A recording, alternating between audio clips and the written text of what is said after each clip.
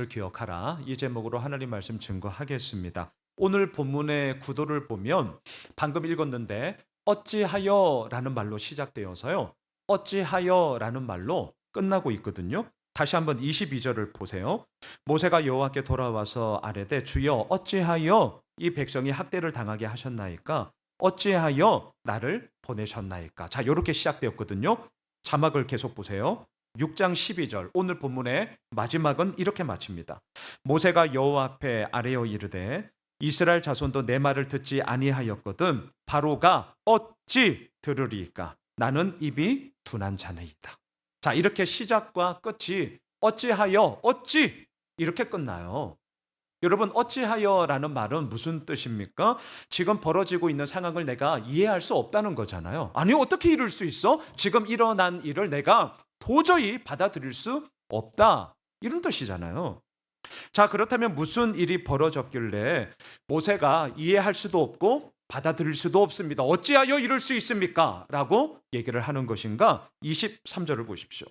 내가 바로에게 들어가서 주의 이름으로 말한 후로부터 그가 이 백성을 더 학대하며 주께서도 주의 백성을 구원하지 아니하시나이다. 자, 모세는 바로 왕 앞에 섰습니다. 하나님 말씀대로 순종한 거죠. 그리고 주의 이름으로 말했는데 뭐 말했습니까? 왕이요, 광야길 3일 길을 가서 우리 하나님 앞에 예배하기 원합니다. 허락해 주십시오. 라고 얘기를 했습니다. 바로 왕은 거절했습니다. 왜냐하면 지난주 우리가 보았지만 바로 왕에게 예배란 무엇이었느냐? 게으른 자들이 일하기 싫어서 핑계를 대는 시간, 그걸 예배로 생각했기 때문입니다. 이 사건이 있은 후 이스라엘 백성들은 가뜩이나 힘들었는데 더 힘들게 되었습니다. 모세가 얼마나 미안했겠어요? 모세는 분명히 하나님의 말씀에 순종한 것 뿐입니다. 가라고 해서 간 거고요. 말하라 해서 말했을 뿐이에요. 모세는 이렇게 될 줄 몰랐습니다. 아니, 단번에 하나님의 말씀대로 모든 것들이 이루어질 줄 알았습니다. 모세는 자기 생각과는 완전히 다르게 돌아가고 있는 현실을 바라보면서 너무나 힘이 들었고 너무나 미안했고 그리고 하나님께 지금 항변하고 있습니다. 주께서도 주의 백성을 구원하지 아니하셨습니다. 주께서도 주의 백성을 구원하지 아니하셨습니다. 자, 무슨 말입니까? 하나님께서 가라고 해서 간 것뿐이고 하나님께서 말하라 해서 말한 것뿐인데 어떻게 이룰 수 있는 거예요? 어떻게 더 고생하게 만듭니까? 어떻게 더 이스라엘 백성들에게 힘들게 하는 거예요? 지금 하나님 뭐 하시는 거예요? 원망이잖아요. 불평 불만이잖아요. 그래서 얘기하는 겁니다. 어찌하여? 자, 어찌하여로 시작해서 어찌하여로 마치고 있어요. 또한 6장 9절을 한번 보십시오. 무슨 일이 있었느냐? 모세가 이와 같이 이스라엘 자손에게 전하나 그들이 마음의 상함과 가혹한 노역으로 말미암아 모세의 말을 듣지 아니하였더라. 자, 모세는 이 사건이 있은 후 다시금 하나님이 가라고 해서 또 순종함으로 이스라엘 백성들에게 가서 하나님의 말씀을 전했습니다. 하지만 이번에는 반응이 차가워도 너무 차가웠습니다. 듣지 않아요. 근데 당연합니다. 왜 듣지 않았느냐?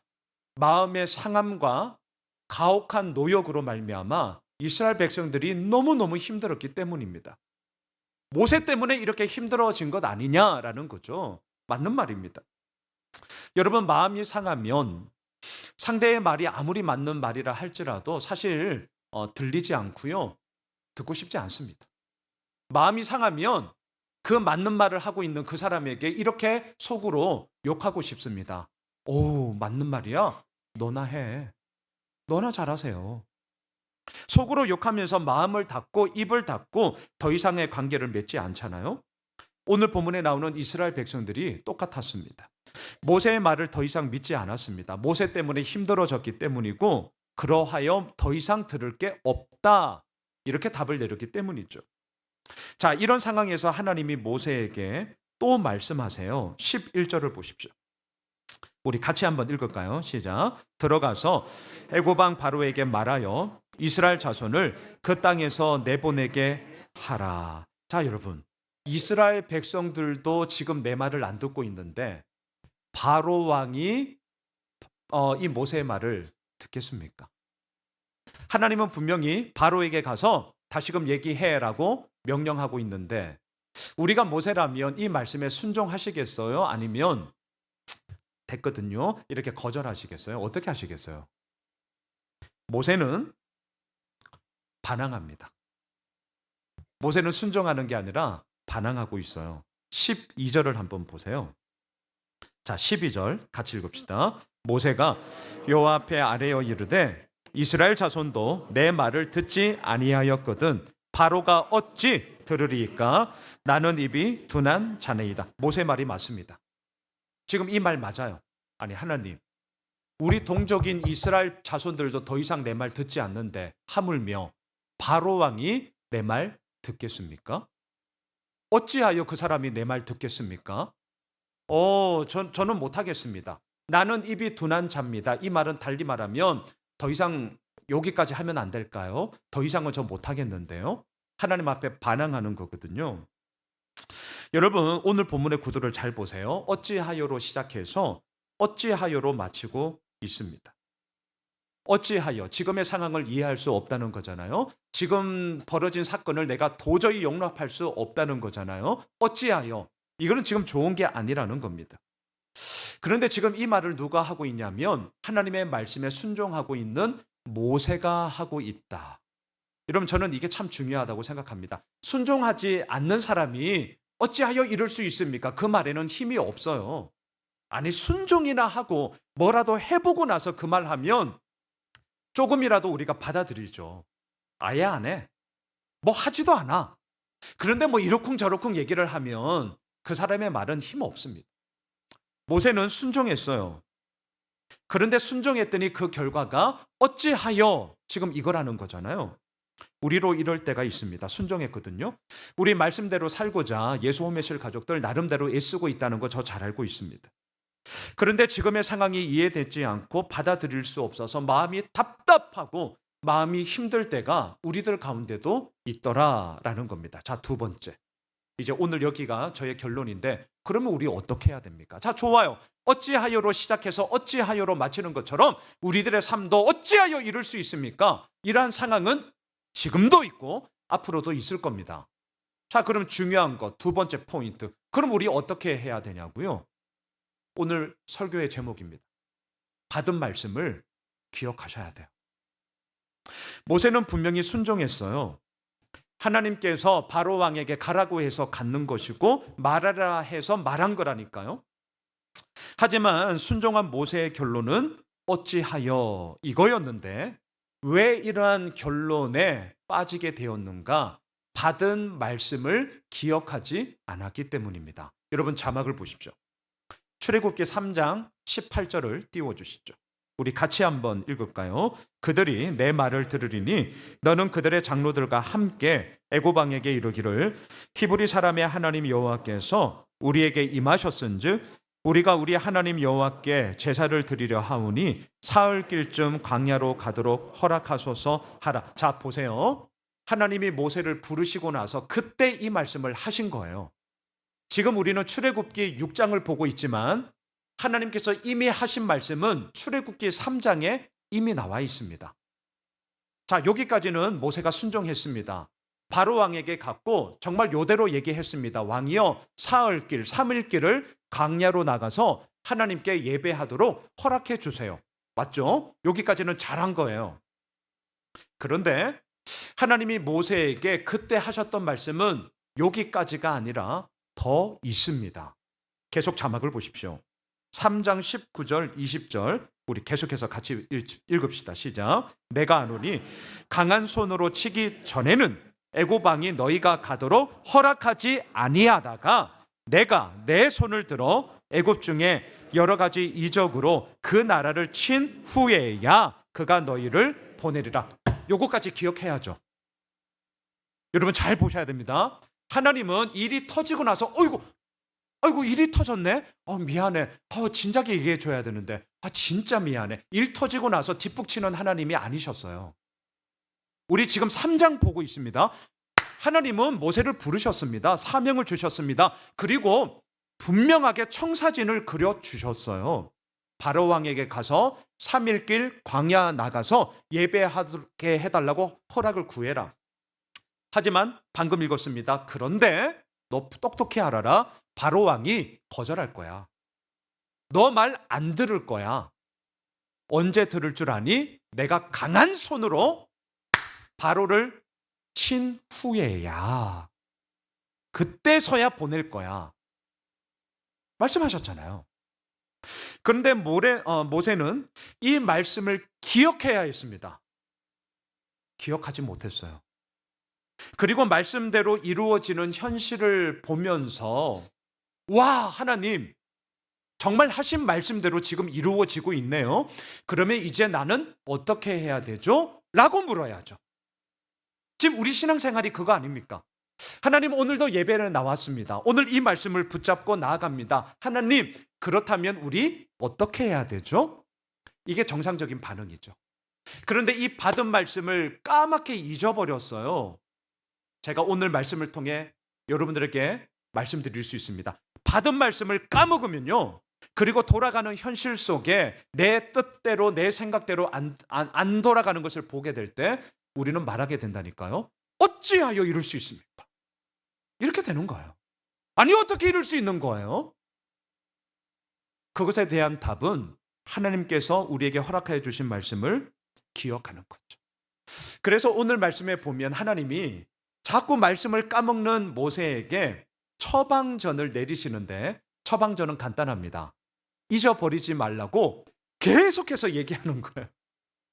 여러분, 오늘 자막을 한번 보세요. 오늘 본문 6장 1절. 여호와께서 모세에게 이르시되 이제 내가 바로에게 하는 일을 네가 보리라. 강한 손으로 말미암아 바로가 그들을 보내리라.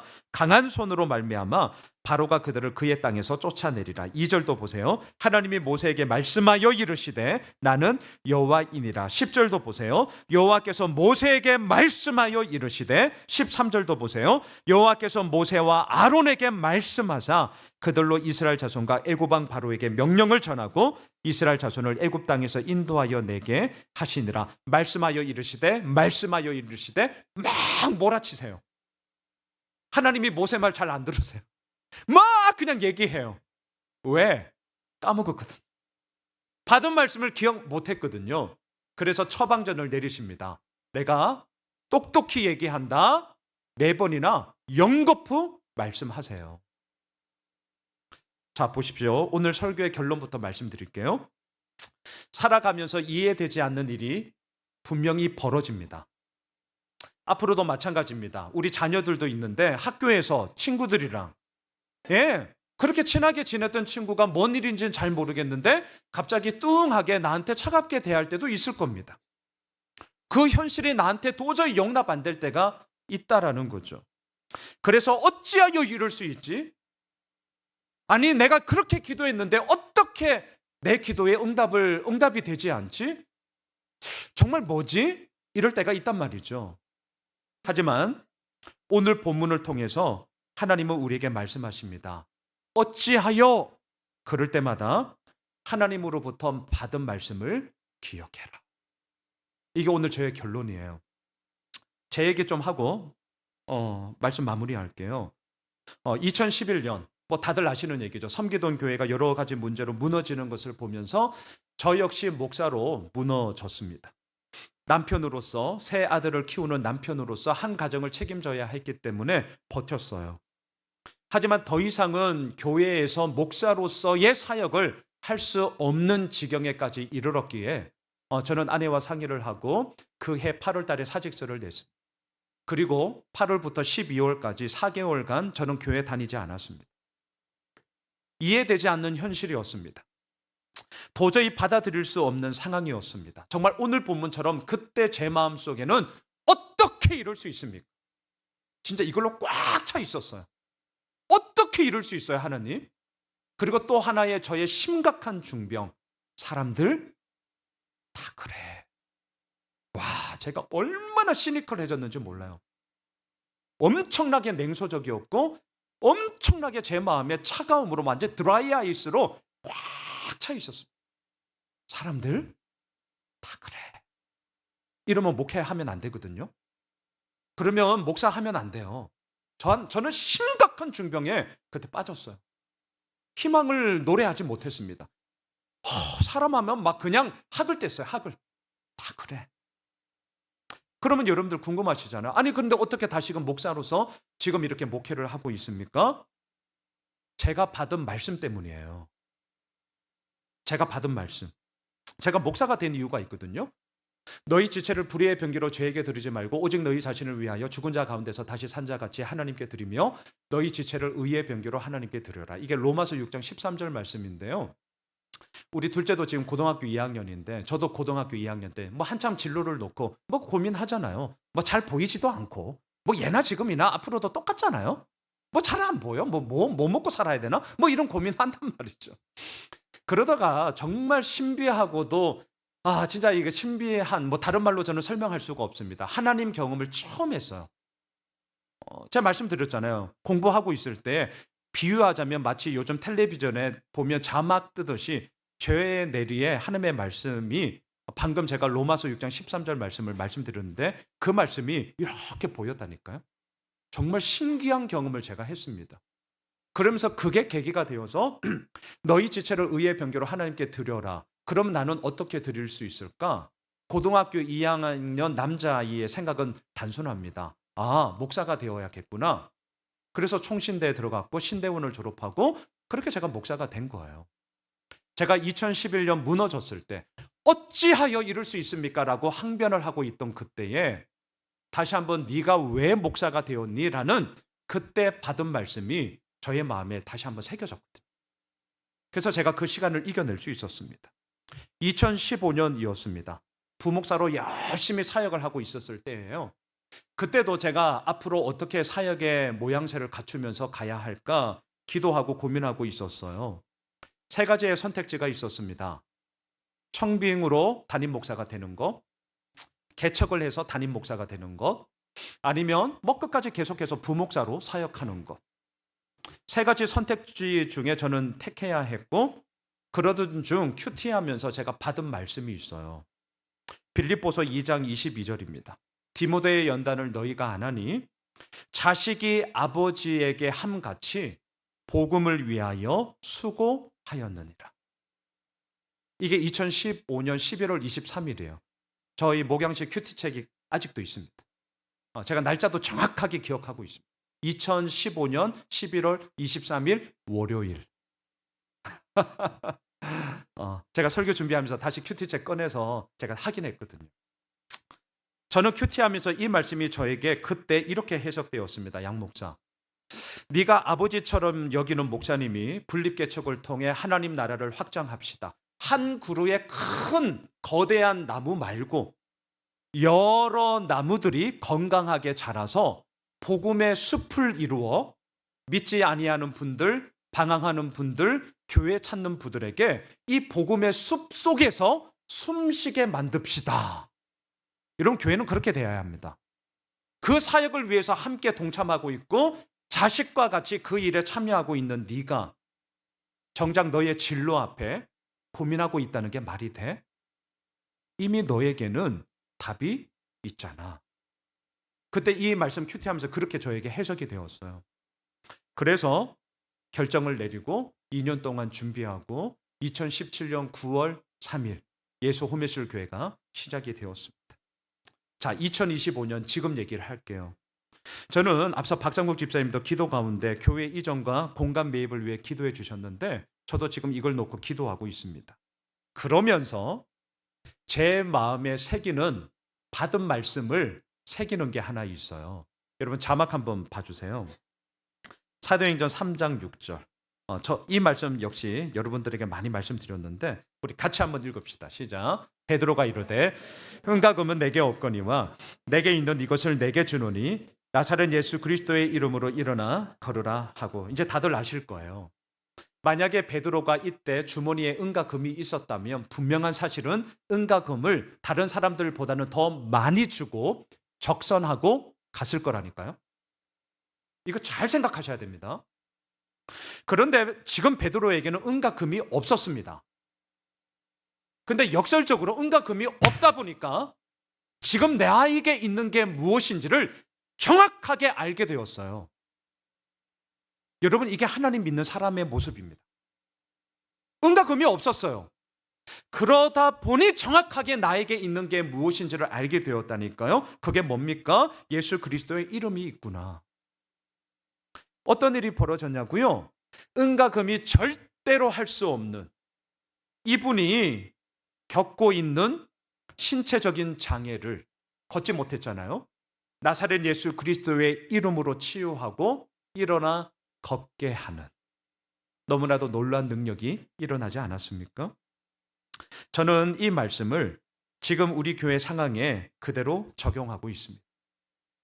교회를 이전하고 공간을 매입한다는 것은 모든 분들이 다 아시는 것처럼 은과 금의 문제 맞습니다. 은과 금의 문제 맞아요. 은과 금은 성전 미문에서 구걸하고 있는 이분만 간절히 원했던 것이 아니라 목사인 저도 간절히 원하고 있습니다. 하지만 저의 연약함을 알기 때문에 제가 은과 금에 함몰되지 않으려고 사도행전 3장 6절 말씀을 요즘 더더욱 저는 마음에 새기면서 기도하고 있습니다. 왜냐하면 교회란 은과 금으로 세워지는 것이 아니라 예수 그리스도의 이름으로 세워지는 것이기 때문입니다. 이걸 잊어버리면 제가 어떻게 되는 줄 아세요? 하나님, 어찌하여 이러십니까? 이렇게 되는 거예요. 성도님들을 대할 때 저의 눈빛과 저의 마음이 어찌하여, 제가 이렇게 이제 가기 시작하면 이 교회는 병들어서 무너지게 돼요. 제가 이걸 경각심을 가지고 교회 이전과 매입을 위해서도 기도하지만 동시에 저 정말 이 말씀 붙잡고 함께 기도하고 있습니다. 어찌하여에 빠지면 안 됩니다. 아니, 빠질 수 있습니다. 하지만 빨리 나와야 합니다. 어떻게 빨리 나올 수 있냐고요? 받은 말씀을 기억하며 주님 앞에 서야 하는 것이죠. 말씀을 정리할게요. 오늘 본문의 처음과 마지막이 어찌하여로 둘러싸여 있잖아요. 우리의 삶도 똑같습니다. 예수 믿고 있는 삶은 더합니다. 모세가 순종했기 때문에 어찌하여라는 말을 했다는 걸 잊지 마십시오. 우리도 순종하고 있기 때문에 어찌하여 하나님, 이렇게 됩니다. 이렇게 돼요. 하지만 어떻게 해야 되느냐? 하나님께로부터 받은 말씀을 기억하셔야 합니다. 근데 제가 이렇게 오늘 설교를 마무리하면서 들었던 생각이 있어요. 특별히 우리 자녀들, 저희 아이들도 마찬가지입니다. 아빠, 목사님, 그 말은 이해하겠는데 근데 나는 정작 하나님으로부터 받은 말씀이 없습니다. 이럴 수 있잖아요. 아니, 이럴 수 있잖아요. 어쩌면 이 자리에 받은 말씀을 기억하고 우리 나아갑시다. 오케이, 알겠는데 그거는 목사님 얘기고, 그거는 장로님 얘기고, 그건 권사님 얘기고, 그건 아빠 엄마 얘기고, 나는 모르겠는데? 그럴 수 있잖아요. 제가 오늘 이 시간 담대하게 말씀드릴게요. 하나님으로부터 받은 말씀, 오늘 이 본문을 통해서 제가 여러분들에게 하나 새기고 마치려고 합니다. 오늘 본문 6장 1절을 보십시오. 자, 나에게 받은 말씀이 없다라고 생각하시는 여러분들, 오늘 출애굽기 6장 1절을 하나님의 말씀으로 받으십시오. 자, 6장 1절 우리 함께 읽겠습니다. 시작. 여호와께서 모세에게 이르시되 이제 내가 바로에게 하는 일을 네가 보리라. 강한 손으로 말미암아 바로가 그들을 보내리라. 강한 손으로 말미암아 바로가 그들을 그의 땅에서 쫓아내리라. 사랑하는 예수 오매실 가족 여러분, 하나님의 손이 짧아 구원하지 못하심이 아닙니다. 하나님의 손은 강합니다. 하나님의 손은 잡았다 하면 절대로 놓치지 않으십니다. 그리고 그 하나님의 손이 우리와 함께 하십니다. 오늘 이 말씀을 우리 모두 받읍시다. 하나님이 강한 손으로 말미암아 우리를 힘들게 하고 어찌하여 라고 말을 할 수밖에 없는 현실을 내보내실 것입니다. 하나님의 강한 손으로 말미암아 그 모든 것들을 쫓아내시며 아버지께서 이루시는 일을 네가 보리라. 우리 그 하나님을 송축합시다. 그 하나님을 신뢰합시다. 그 하나님의 강한 손을 붙잡고 우리 한마음 축제만이 아니라 우리들의 모든 삶을 주님 앞에 맡겨드리는 복된 예수 오실 모든 믿음의 가족들이 되길 주님의 이름으로 축복합니다. 우리 다 함께 일어나셔서